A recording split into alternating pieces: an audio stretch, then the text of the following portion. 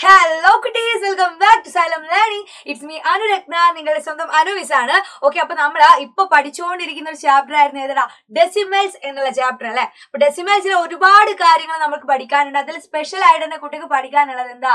Decimal നമ്പേഴ്സിന്റെ കുറച്ച് മാജിക്കുകളാണ് അല്ലേ ഈ ഒരു ചാപ്റ്റർ മൊത്തത്തിലുള്ളത്. അപ്പോൾ ഈ ഡെസിമൽ നമ്പേഴ്സിന്റെ മാജിക് ആയിട്ട് നമ്മൾ ഫസ്റ്റ് പാർട്ടിൽ കുറച്ച് കാര്യങ്ങൾ പറഞ്ഞതാണ് അല്ലേ? എങ്ങനെ നമുക്ക് ഡെസിമൽ നമ്പർ ചൂസ് ചെയ്യാം എന്നുള്ള കാര്യം, ആരായിരിക്കും വലിയ ഡെസിമൽ ചെറിയ ഡെസിമൽ ആരാണ്, ഇതൊക്കെ കണ്ടുപിടിക്കാൻ നമ്മൾ പഠിച്ചതാണ്. പക്ഷെ ഇന്ന് നമ്മൾ ചെയ്യാൻ പോകുന്ന കാര്യം എന്ന് പറഞ്ഞാല് രണ്ട് ഡെസിമൽ നമ്പേഴ്സ് ആഡ് ചെയ്ത് കഴിഞ്ഞാല് എന്ത് കിട്ടും എന്നുള്ളതാണ്. ഓക്കെ, അപ്പൊ ഒരുപാട് പേർക്ക് കൺഫ്യൂഷൻ ഉള്ള ഒരു കാര്യമായിരിക്കും ഈ ഡെസിമൽ നമ്പേഴ്സിന്റെ അഡിഷൻ എന്ന് പറഞ്ഞാൽ അല്ലെ. അപ്പൊ അങ്ങനത്തെ സ്പെഷ്യൽ ആയിട്ടുള്ള കാര്യങ്ങളൊന്നുമില്ല. നമ്മൾ സാധാരണ നമ്പേഴ്സ്, നോർമൽ ആയിട്ടുള്ള നമ്പേഴ്സ് എങ്ങനെയാണോ ആഡ് ചെയ്യുന്നത് അതുപോലെ തന്നെ എന്റെ കുട്ടിക്ക് എന്ത് ചെയ്യാം, ഡെസിമൽ നമ്പർ ആഡ് ചെയ്യാവുന്ന കാര്യമേ ഉള്ളൂ. വളരെ സിമ്പിൾ ആയിട്ടുള്ള കാര്യമാണ്. ഓക്കെ, അപ്പൊ ഈ ഒരു കാര്യത്തില് ഇനി എന്റെ മക്കൾക്ക് ഒരു ഡൗട്ടും വരാൻ പാടില്ല. ഓക്കെ, അപ്പൊ റെഡി ആണെങ്കിൽ ഞാൻ ആദ്യത്തെ ചോദ്യം കാണിച്ചത്. ഫസ്റ്റ് ക്വസ്റ്റ്യൻ എന്ന് പറഞ്ഞാല് 0.35 and 0.42 ആണ് അല്ലെ. എന്താ പറഞ്ഞേ, 0.35ഉം 0.42 തമ്മിൽ നമുക്ക് ആഡ് ചെയ്യണം. സിമ്പിൾ ആയിട്ട് ആഡ് ചെയ്യാം. അതേപോലെ തന്നെ എന്താക്കിയാൽ മതി, എഴുതി കൊടുത്താൽ മതി, വേറൊരു കാര്യമില്ല കേട്ടോ. എന്താ ചെയ്യുന്നത്, 0.35ഉം വേറെ ഏതാ സംഖ്യ 0.42. അതിതാ നമ്മളിതാ ഈ ഒരു 0.35ന്റെ നേരെ താഴെ തന്നെ എഴുതി കൊടുത്താൽ മതി. അത് മാത്രം എന്റെ മക്കൾ എന്താക്കിയാൽ മതി, ശ്രദ്ധിച്ചാൽ മതി. ഇത് ഇവിടെ 0യുടെ താഴെ തന്നെ എഴുതണം, 0 എഴുതണം. ഇല്ലെങ്കിൽ എന്ത് ശ്രദ്ധിക്കുക, പോയിന്റിന്റെ താഴെ തന്നെ എന്ത് വരണം, പോയിന്റ് വരണം എന്ന് ശ്രദ്ധിച്ചാൽ മാത്രം മതി. ഓക്കെ, അപ്പൊ ഇതാ 0.42 ഇത് രണ്ടും കൂടെ എന്ത് ചെയ്യണം, ആഡ് ചെയ്യണം. ഒന്ന് ആഡ് ചെയ്ത് നോക്കിയേ, വളരെ സിമ്പിൾ ആയിട്ട് കിട്ടും. എന്താ വരിക, 5 + 2 എത്രയാ വരിക, 7 വരും. അതേപോലെ തന്നെ 3 + 4ഉം എന്ത് വരും, 7 വരും. ഈ ഇവിടെ പോയിന്റ് ഉള്ളത് കൊണ്ട് നിങ്ങൾക്ക് ഇവിടെ തന്നെ പോയിന്റ് വിടാം. 0ഉം 0ഉം ആഡ് ചെയ്ത് കഴിഞ്ഞാൽ 0 തന്നെയാണ് വരിക. എന്താണ് ആൻസർ വരിക, 0.77 എന്ന് വളരെ സിമ്പിൾ ആയിട്ട് ആൻസർ കിട്ടുന്ന ഒരു ക്വസ്റ്റ്യൻ ആയിരുന്നു ഫസ്റ്റ് ക്വസ്റ്റ്യൻ. ഓക്കെ, അപ്പൊ ഈ ഒരു രീതിയിൽ ഏതൊരു ഡെസിമൽ നമ്പർ തന്നാലും എന്റെ മക്കൾക്ക് എന്ത് ചെയ്യാൻ പറ്റണം, ആഡ് ചെയ്യാൻ പറ്റണം. അങ്ങനെയാണെങ്കിൽ രണ്ടാമത്തെ ഒരു ചോദ്യം മിസ് കാണിച്ചുതരാം. സെക്കൻഡ് ക്വസ്റ്റ്യൻ എന്താ, സെക്കൻഡ് ക്വസ്റ്റ്യൻ കുറച്ചുകൂടെ ഒന്ന് ഡിഫറെന്റ് ആയിട്ടുള്ള ക്വസ്റ്റ്യനാ. അപ്പൊ നിങ്ങൾ ചിന്തിക്കും ഇത് എന്ത് ചെയ്യും, കാരണം എന്താ, ഇത് ഇവിടെ ഡെസിമൽ കഴിഞ്ഞിട്ട് ഒരു നമ്പറേ ഉള്ളൂ, പക്ഷെ ഇവിടെ ഡെസിമൽ കഴിഞ്ഞിട്ട് 2 നമ്പർ ഉണ്ട്. അപ്പൊ നിങ്ങൾക്ക് ഒരു കൺഫ്യൂഷൻ വരും, ഇത് എങ്ങനെ ആഡ് ചെയ്യാ എന്നുള്ളൊരു കൺഫ്യൂഷൻ വരും. അതൊന്നും എന്റെ മക്കൾ എന്ത് ചെയ്യണ്ട, ആലോചിക്കേ വേണ്ട.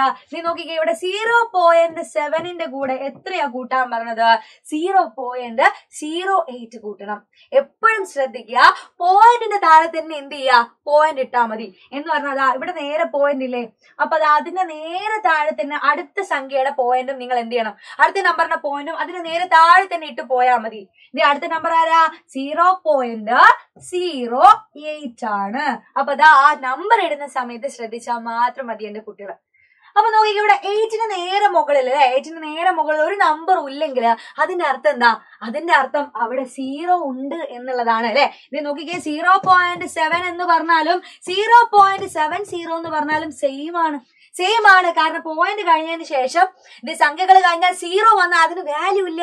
നമ്മൾ പഠിച്ച കാര്യമാണ് അല്ലെ, അപ്പൊ ഇതൊന്നും എല്ലാം ജസ്റ്റ് മിസ് ഒന്ന് ഓർമ്മിപ്പിച്ചു എന്ന് മാത്രമേ ഉള്ളൂ കേട്ടോ.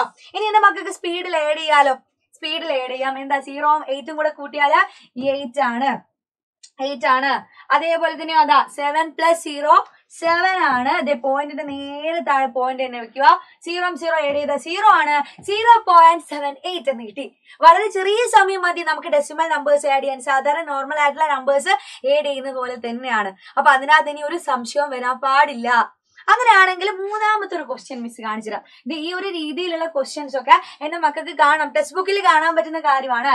ക്യാൻ യു നോ ഏതാണ് 0.68 and 0.54? ഇത് സിമ്പിൾ ആയിട്ട് ആഡ് ചെയ്യാൻ പറ്റും, നേരത്തെ പോലെ തന്നെയാണ്. പക്ഷേ ഒരു മാറ്റം വരുന്നുണ്ട് ഇവിടെ. അവിടെ വരുന്ന മാറ്റമാണ് എന്റെ കുട്ടികൾ ശ്രദ്ധിക്കേണ്ടത്. എന്താ, 0.68നോട് 0.54 ആഡ് ചെയ്യണം. ആഡ് ചെയ്ത് നോക്കാം അല്ലെ, നേരത്തെ പോലെ തന്നെ ആഡ് ചെയ്ത് നോക്കാം. 8ഉം 4ഉം കൂടെ ആഡ് ചെയ്യുമ്പോൾ എത്ര വരിക, 12 എന്ന് വരും. 12. അപ്പൊ നമ്മൾ സാധാ ആഡ് ചെയ്യുന്ന പോലെ തന്നെ എങ്ങനെ ചെയ്യുക, 12 ആണെങ്കിൽ 2 ഇവിടെ വെക്കുക. ബാക്കി എന്തുണ്ടതാ, ബാക്കി 1 ഉണ്ട്, അത് അവിടെ മുകളിൽ നിൽക്കട്ടെ. ഇനി അടുത്ത് നോക്കിക്കേ, 6ഉം 5ഉം ആഡ് ചെയ്ത് കഴിഞ്ഞാൽ 11 ആണ്. 11ഉം ബാക്കിയുള്ള 1ഉം കൂടെ ആഡ് ചെയ്യാനുണ്ടായിരുന്നു. അപ്പൊ എത്ര വരും, 12 വരും. ഇല്ലടാ 12 വരും. ആ 12ന്റെ 2 ഞാൻ ഇവിടെ വെച്ചു, ബാക്കി 1 ഞാൻ ഇവിടേക്ക് കൊണ്ടുവന്നു. ഇല്ലേ? ഇനി നോക്കിക്കേ, 1ഉം 0യും 0യും ആഡ് ചെയ്താൽ എന്താ വരിക? 1 തന്നെയാണ് വരിക. അപ്പൊ ഇതാ പോയിന്റിന്റെ നേരെ താഴെ തന്നെ മക്കൾ പോയിന്റ് ഇട്ടേക്കുക. 1.22 എന്ന ആൻസർ വന്നിട്ടുണ്ടാവും. 1.22. അത് മാത്രല്ല, ഇനി നമ്പേഴ്സ് വായിക്കുന്ന സമയത്ത് അല്ലെ, നിങ്ങൾ അത് വായിക്കുന്ന സമയത്ത് ശ്രദ്ധിക്കുക, പോയിന്റ് കഴിഞ്ഞാല് നിങ്ങൾ എന്ത് ചെയ്യുക? നമ്പേഴ്സ് എണ്ണിപ്പെറുക്കി വായിക്കുക എന്ന് പറയും. എണ്ണിപ്പെറുക്കി വായിക്കുക എന്ന് പറഞ്ഞാൽ എന്താ? ഇത് നോക്കിക്കേ, ഇവിടെ 1.22 എന്ന് പറയോ? ഇല്ല, പറയരുത്. 1.22 എന്നൊന്നും പറയരുത്. എന്താ പറയണ്ടേ? 1.22. പിന്നെ പോയിന്റ് കഴിഞ്ഞാൽ പിന്നെ സംഖ്യകളൊക്കെ നമ്പേഴ്സിനെ എന്താക്കിയിട്ട് വായിക്കണം? ഓരോന്നായിട്ട് എന്റെ മക്കള് വായിക്കണം.